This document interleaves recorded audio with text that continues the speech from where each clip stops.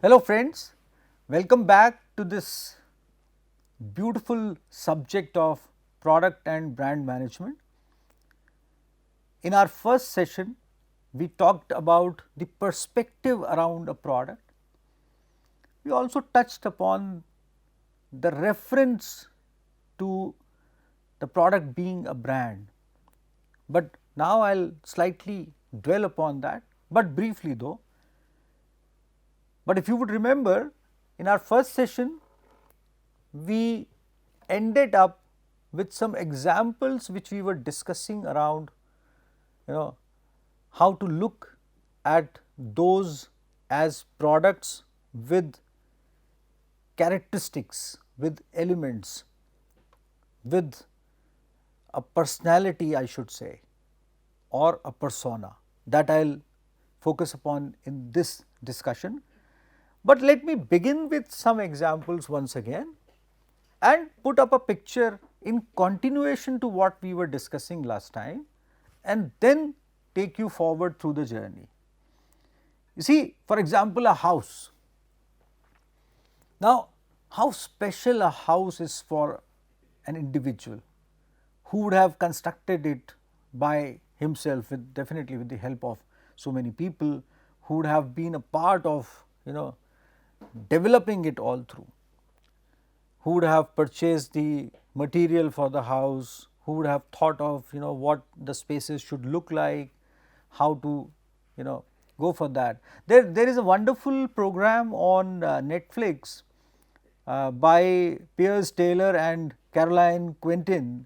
They travel the world to tour unconventional homes in extreme places to show us the world's most extraordinary homes. And you see, that program, if you will watch for a while or just watch the clippings of that program, if you will serve that, you would realize that people get very different kinds of houses constructed for themselves, wherein every house is the reflection of the thought process of the owner as well as the architect, and that house talks to the owner, as they say. Now, if you will take that clue, every single house talks to his owner.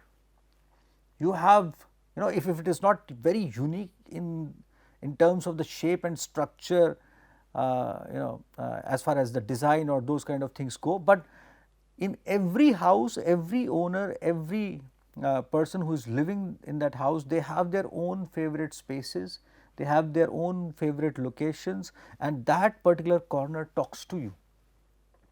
That is the uniqueness of house being a product. A pillow. I have chosen this example very specifically because many a times, many of us, we pass through some pain in our necks or back side or somewhere in the upper portion, and doctors or elders, they advise us to use right pillow. And up till that point, probably we do not look into that what a right pillow is actually. That very day, for the very first time, we try and analyze that what should be a right pillow. Although conventionally all the elders, they have been advising us since ages that that this is how the pillow should be. Every mother, she tells her child that your pillow should be this thick and the pillow should be this soft and this material is good and so on. And then you would appreciate that when an infant comes to this world and a mother starts putting that infant on bed to sleep by herself, at that particular point of time they put a special pillow below their necks. But just to draw your attention, that pillow is so important, and after a particular stage that becomes a very intense part of your life. And then there are so many stories associated with pillows. Basically, you keep your secrets below the pillow and you keep your mobile phones below the pillow, and you sometimes you weep on your pillows and so on. So pillows, they carry so much as far as being your part. A jacket, one of your favorite jackets, which you wear for years, your sneakers, and especially for young people who are watching me, your sneakers, are very important part of your lives. You have nurtured those, you actually thought of those, you have specifically bought those, and then every morning when you wear those, you feel like, oh yes, now everyone is noticing me, although probably no one is noticing you. Sorry, just lighter side of it. Your favorite burger or a donut? The moment you just take a bite, just remember this moment, and that moment, and you know what I'm talking about. You see, here we come. A product, and this definition I have taken from American Marketing Association website, and I will be using several other definitions by several other authors in due course of time also, to give you a very cumulative view of what product is. So, a product is defined as a bundle of attributes. This is what we have been referring to? Yes, we have been. Features, a pillow's feature, for example, a house, features of a house, features of a motorbike, features, functions, benefits, and uses. And this I have added here in this definition from my own side, qualities. And you see, product is defined as a bundle of attributes capable of exchange or use, usually a mix of tangible and intangible forms. Very simple, straight definition, but this encompasses probably almost everything which we have been referring to. Pen, we write with, tangibility is there. How well it writes, that is again a sort of tangibility, but then how does it matters for us? Did we write our first poem with that pen? Did we write our first story with that pen? Now, then there are several elements. Or did I sign my first agreement with that pen? You see, many a times there are movies wherein you watch, someone saying that this is the pen I am handing over, and this is the pen with which I wrote my first check. That kind of a thing. So, you see, that is where all these elements of tangibility and intangibility, they come together. Just keep this plain simple definition in your mind, and we will be going for more composite definitions in times to come. You see, now let us look briefly at how a product is a brand, or how a product can become a brand or becomes a brand for that matter. You see, again I have referred to American Marketing Association, wherein I have taken this these two simple definitions from their web page, which again the reference is given for you. So, a brand is a name, term, design, symbol, or any other feature that identifies one seller's good or service as distinct from those of other sellers or producers or marketers. You can add some things to that. Then there is another element which they have expressed, that ISO brand standards add that a brand is an intangible asset that is intended to create distinctive images and association in the minds of stakeholders, thereby generating economic benefits, values, and so on. Now, revisit those examples which we were talking of. I just said a bike. Now, you give your favorite name to that bike, not your own name, means the name you like, that particular brand. And that is how you would immediately realize that the product, a bike, your favorite bike, the resonance which you have with the name of the manufacturer or that particular bike, that is how a product goes towards the journey of becoming a brand. You see, every product has a name at the initial most phase. As Professor Kevin Lane Keller says in one of his videos, that it can be looked upon as a small b when you say a brand, saying brand lightly, brand, that is what he implies. But he says that every product has a trademark, a name, a symbol associated with that. But when it becomes a big B, capital B brand, that's what he says. It's an interesting video, you watch, and that video is available on American Marketing Association website also. So now, Professor Kevin Lane Keller is a very renowned personality in the field of brand management. He has written a very known book, Strategic Brand Management.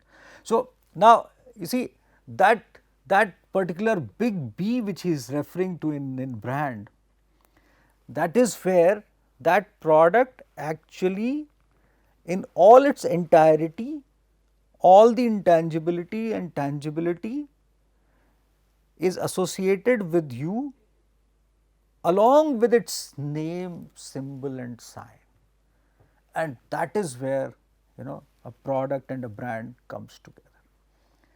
That is how we will reach to a stage wherein we would try and understand that despite of the fact that some products are generic, they are known by people in their own language, but still that particular connotation becomes a brand in itself.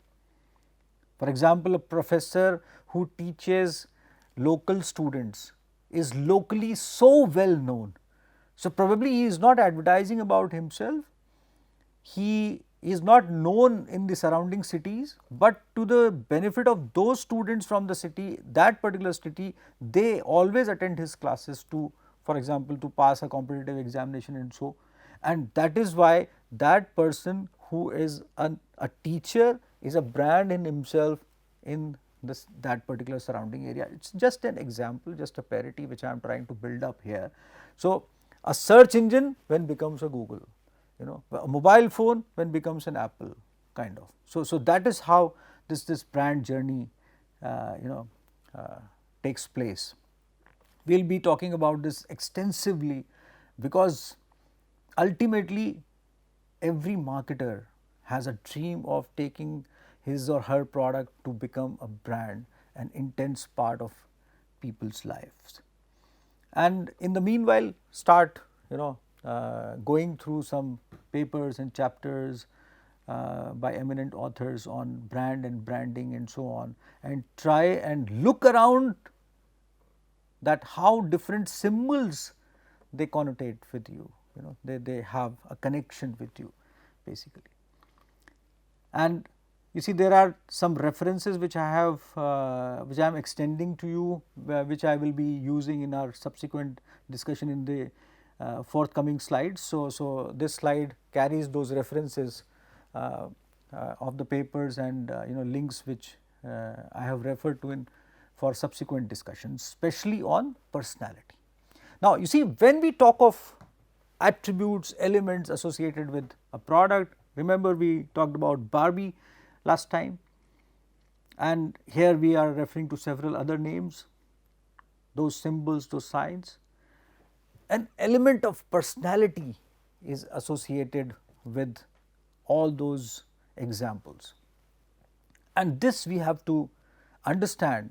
But before that, I would let you recall that at some part of time we exclaim somehow that, for example, you would have heard someone saying, or you would have been saying somewhere that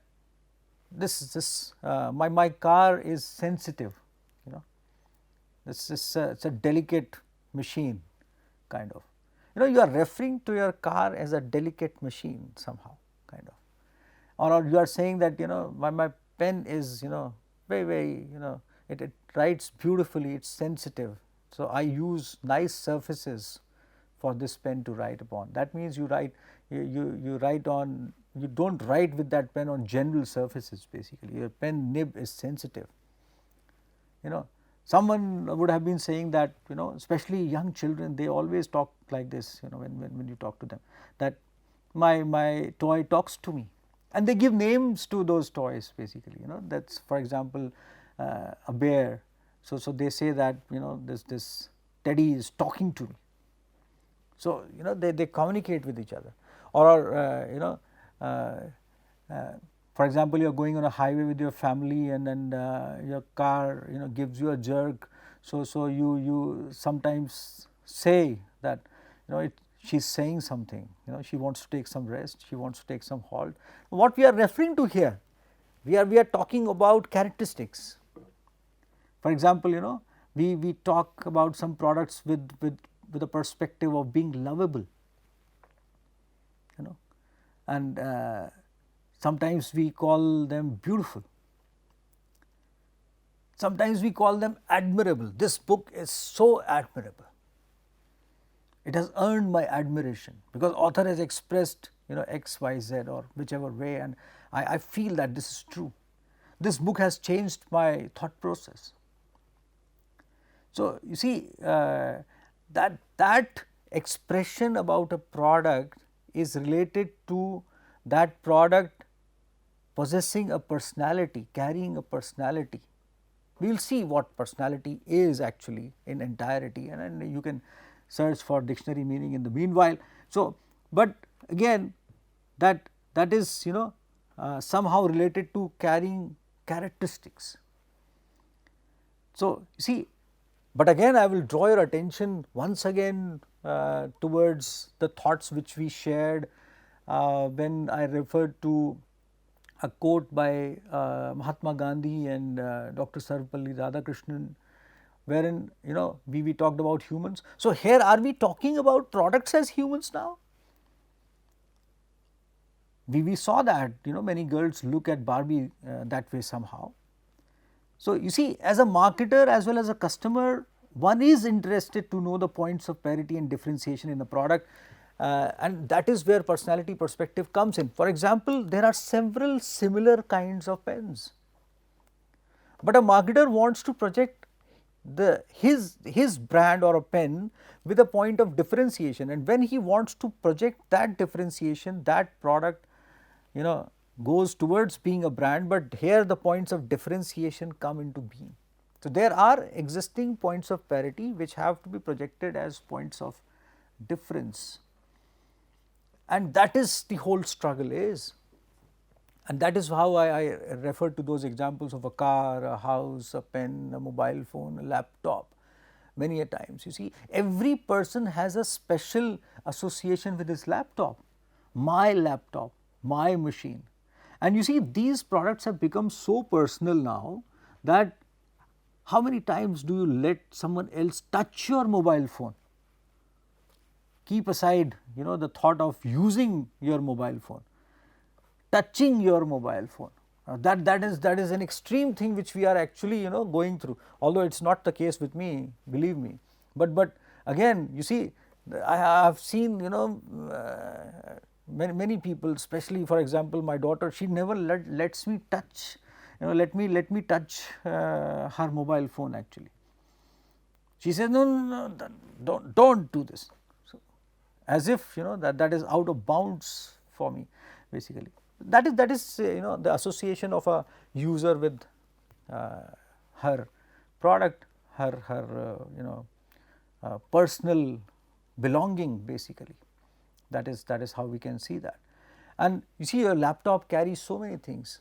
It is associated with all your collections of documents many a times, your passwords, your site linkages, your habits can be expressed by your mobile phone and your laptop.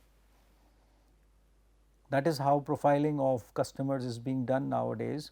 We will talk about that if we will go through such kind of a discussion in due course of time.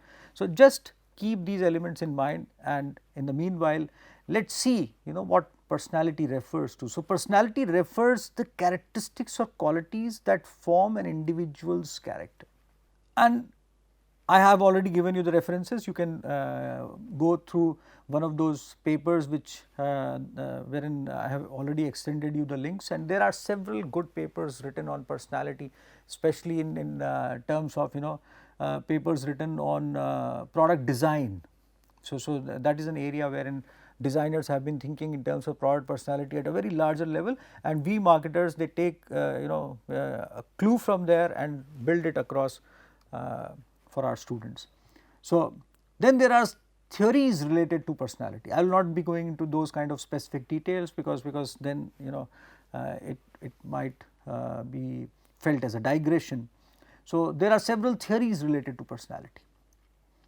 Then you see association of elements with personality with reference to products, that is there, and then there are elements of denotion, description, evaluation as described by the research papers which you would go in detail.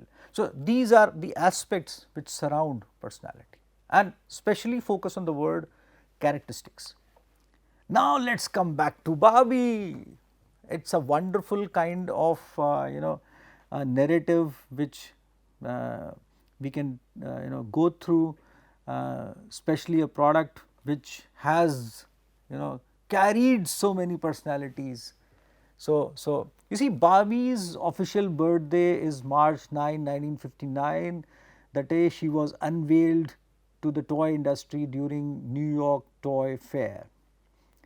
So, and it was created by Ruth Handler, and there are several narratives and stories around that. There are several published papers on that. So, she was walking through her home and she saw her daughter playing with a doll, personifying that doll, and this idea came to her mind and she designed and developed Barbie. So, that is a famous story around Barbie, and full name Barbara Millicent Roberts and nickname Barbie. So, over 200 inspirational careers as far as occupation careers So, as far as occupation goes, so there are several professional attributes a girl would like to have in her life. As I said, someone wants to become a pilot, someone wants to become a doctor. So, Barbie became everything for her customers. And family is Skipper, Stacy and Chelsea. So, you see, and real measurements are 11.5 inches height and her weight is 7 and a quarter ounces. So, Barbie first appeared in her iconic black and white striped swimsuit and was sold at $3, and it takes a professional staff of top fashion designers, makeup artists and the most elite courtiers, more than 100 people in all to create a Barbie doll and her fashions. And in 1997 the hit song Barbie Girl by Aqua topped the charts. Barbie Girl, and that was a famous song basically, and it rang the bell all around the world basically. Just to introduce you, these facts can be found on the sources, and this source is also mentioned here for you.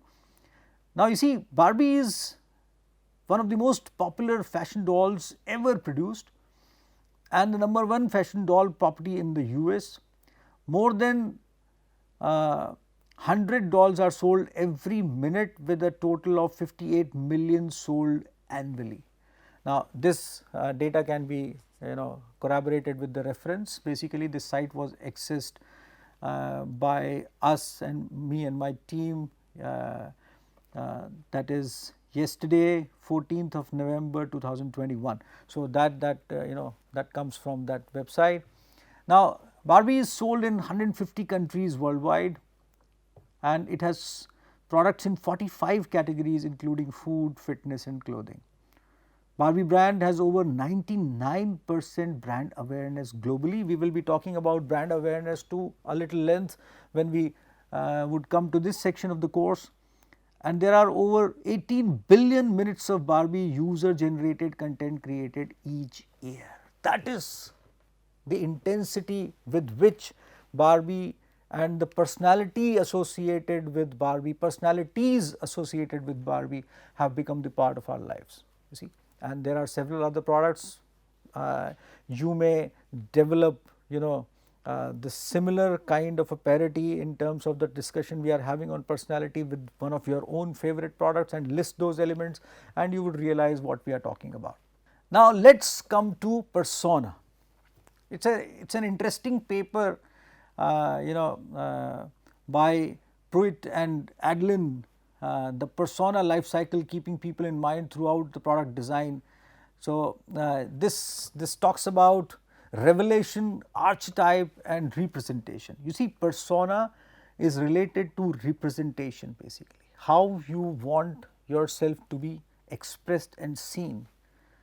How marketers look at their customers, how they want to be seen, and then those marketers put up the products to resonate with that thought process of the customer, so that the product reflects on the thought of the customer as the customer's thought would reflect on the product actually. And that is where, you know, we are referring to this understanding of persona. And product personas, if you will look at, you know, slightly in better detail, again it has been taken from a research paper. So, personas are abstractions of groups of real consumers who share common characteristics and needs. It is a profile of a product's typical customer. That means it gels with the thought process of those customers. Those customers, they want to look at those products with this, with specific aspects, you know, reflection. A product persona provides a unified view of how a product interacts with its users. Reflection, interaction comes together. It defines the beliefs, and mark these words, defines the beliefs, motivations, interests and personality of a product. And that is, you see, I would not specifically go into the details of actually generating a parity of this kind of a discussion with a product like ghee, for example. But if you will try and do this exercise, you would realize that that can be done. You see, for example, butter, Amul, it is your favorite butter. You would somehow find the resonance of this discussion when you look at that butter now onwards, for example, you know, consuming that butter with your favorite paratha or bread, whichever way. So you will find that, you know, that butter, the taste of that butter actually is reflecting upon, you know, your desire which you want to have, you know, your desire of taste which you want to have in a butter actually. That is what we are referring to here, and that is what we should understand in due course of time. You see, a product persona is described in a narrative form, that is where it expresses that to make the persona seem like a real person, to provide a vivid story concerning the needs of the persona in context of the product being designed. So, a story and a person comes into being in the form of a product which gels with the thoughts of the customers. That is why when you know, push off the dust from the bonnet of your car and then you switch on the engine, you feel like that it is talking to you, and that is what, you know, the marketers want basically. That is why I have tried to elaborate this thing in front of you, so that now onwards whenever you look at a product, you have the elements of characteristics of that product in terms of the personality of that product, and persona as your own reflection, you know, that is what you want to see in that product, you know, your persona reflected by that product, and you know, to complete the picture of sorts basically, the picture which directs your thought towards the point that this product is not just something to be used, this is part of my life. So, that is where, you know, I would be ending my discussion today in this session specifically, and just to give you a very short glimpse of that, we started our discussion in the first session with an element of philosophical thought process around how we can look at humans being products having you know, a potential of contribution, because we wanted to understand the characteristics a human carries, and then we started thinking in terms of how those characteristics can be witnessed and seen in products we use, and then we sort of focused on how those characteristics can be cumulatively seen as the personality of the product, and now we are looking at the point of view associated with the persona associated with that product. And in the meanwhile, we touched upon how a product actually travels to become a brand in due course of time. I will be coming up with lots of insights for you on product and brand management in subsequent sessions. Keep watching. Till next time, goodbye.